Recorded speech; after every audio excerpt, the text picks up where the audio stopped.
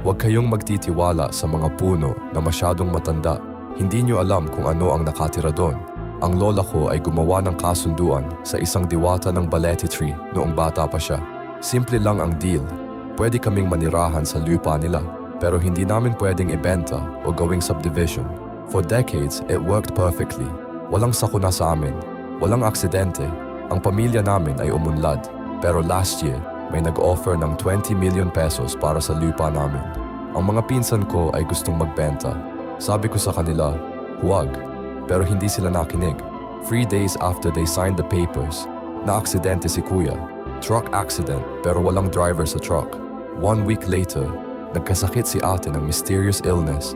Walang makitang dahilan ang mga doktor. Then I realized, ang Balete tree ay tumutuyo na.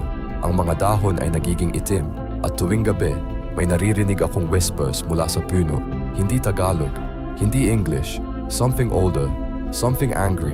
Ngayon alam ko na ang mga diwata ay hindi nakakalimot at kapag sinira mo ang kasunduan, babayaran ng buong angkan.